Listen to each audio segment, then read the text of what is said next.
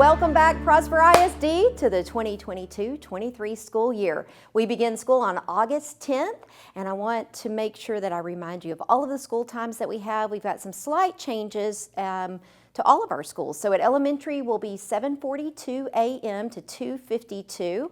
Middle school will be 8:15 to 3:30, and then high school is going to be 8:45 to 4:10. Some of you may wonder, why in the world would we adjust the times?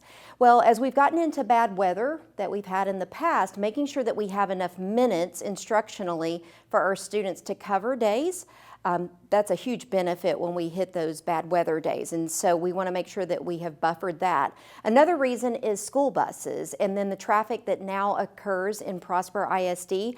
So our bus drivers are running sometimes one or two or maybe multiple routes a day, and so this gives them time in between to be able to drive, say, an elementary route as well as a high school route. So we want to be sensitive to that. And speaking of transportation, so the start of the school year is always a little stressful when it comes to all of the car lines and buses, and I just ask for patience.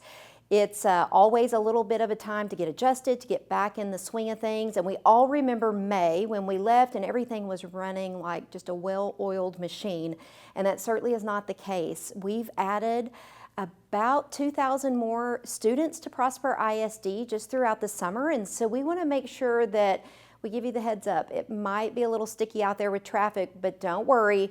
Our leaders at campuses do an amazing job to make sure that that all gets smoothed out as quickly as they possibly can. So please be patient, be kind, and love on our people, because they will be sweating as they're out there trying to run bus lines and car lines.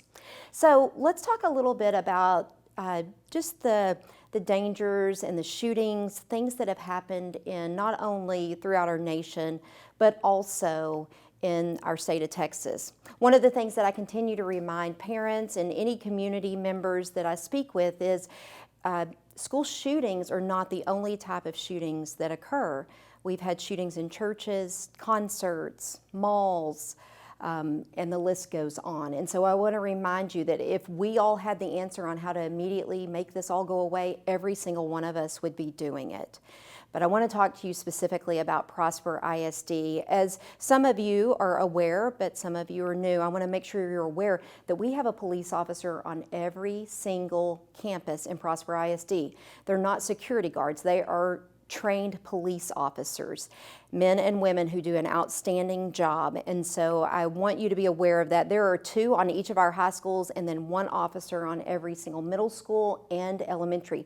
This is a hats off to our Prosper ISD school board because they committed to this. Obviously there's a big financial piece, but safety is of utmost importance to them. And so they have made a commitment to making sure that our buildings are safe. So I want to talk about a few specific things that we are doing and have made adjustments to do in Prosper ISD. All of our exterior doors have been checked by maintenance personnel and campus police, and also your superintendent. I have gone into every single door, unlocked every single portable, trying to make sure that we are completely safe. Prosper ISD police officer, like I said, is housed at every single campus. Our Prosper ISD Police Department, along with our Town of Prosper PD and Fire Rescue, they actually went through an active shooter training.